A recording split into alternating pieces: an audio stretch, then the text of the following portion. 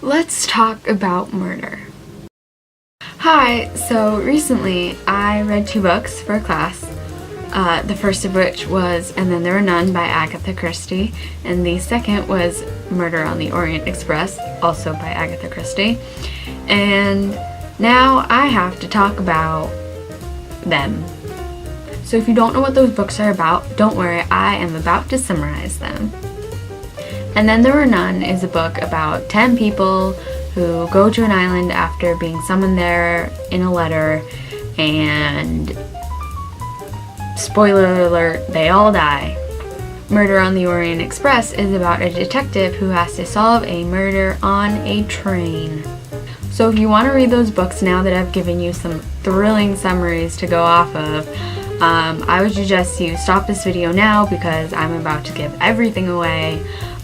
But if you've already read the books, or if you don't care at all, let's get into why these books are so good but so frustrating at the same time. So like I said, the first book I read was And Then There Were None, and basically so these 10 people go to this island and one by one they die, but plot twist, one of them doesn't die and is actually the one who's killing everyone, and then he kills himself, and then when people finally get to this island, they are like, who killed everyone? What? I wanted to talk about why this works so freaking well. The reason why this works so well and why no one in my class who read the book with me was able to figure out who the murderer was because we were completely thrown off track, and I think that's something really important for authors to do. This is like faking your own identity, but 10 times better.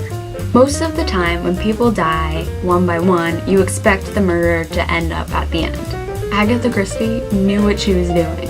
That's what everyone expects. So when the murderer faked his own death, it's the perfect plan because no one would ever guess that something like this would happen. Agatha Christie is freaking brilliant. So now that I've gushed over And Then There Were None, let's talk about Murder on the Orient Express. Murder on the Orient Express is kind of the opposite of And Then There Were None, in that instead of one person basically killing everyone, it's kind of everyone killing just one person. The reason that this works so well is because you can't really pin the murder to one person since all of them were in on it. That's probably why no one in my class could figure out who did it. The amount of planning it would take to carry out a murder like this is, I can't even imagine how much time that would take to plan.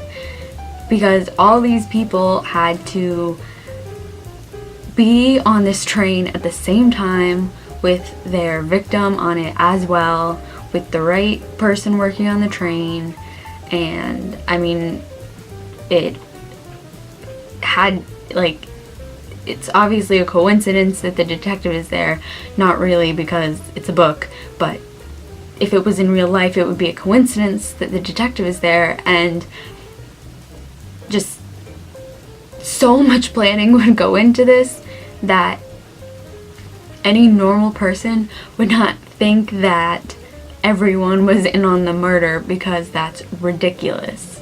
If I were to tell you that the entire train cabin killed one guy, you wouldn't believe me. Part of the reason that no one in my class could figure out this book was that we're all trying to pin it on one person because that's a logical thing. The other thing you can do is try to pin it on a group of people, but usually a group of people has more connection, or a more obvious connection, than all the people in this book did. So basically what you should take from these 2 books is that if you're going to murder someone, you should either get a ton of people to do it with you so that no one can pin it down on one person, or just do it yourself but fake your death so that no one would think that it's you, because no one would think it's a dead person. But in all seriousness, as much as I love these 2 books, there were a couple of things that really annoyed me, mainly for Murder on the Orient Express. So Murder on the Orient Express is part of a detective series by Agatha Christie, I don't really know how to say his name, so I'm not going to try, but basically this guy is the one who's solving this murder on the train, as opposed to And Then There Were None, where there's not a detective present. The problem I have with Murder on the Orient Express and detective novels in general are that they always hide things from you. The detective always manages to figure things out, but they just don't tell you about this and spring it on you when they're solving the murder, so there's just no way that you can figure it out for yourself. So I guess there was only one thing that annoyed me about these books. So the last thing I want to talk about is why I think books are better than movies, at least in terms of telling mysteries. I think that the book leaves a lot more up to the reader, and the reader really has an opportunity, or a better opportunity, to figure out who did the murder. And movies, I just feel like, maybe this is just a personal preference, but I think that when I'm watching a movie, I'm there to watch it and enjoy it, and I'm not really trying to think about the backstory or what happened or who did it or anything like that. But when I read a book, I get really into it and try to figure it out for myself. Basically, that's all I had to say about these books. I think you should still read them if you haven't. They're still really good books. Sorry that I gave it away, but hopefully you didn't care.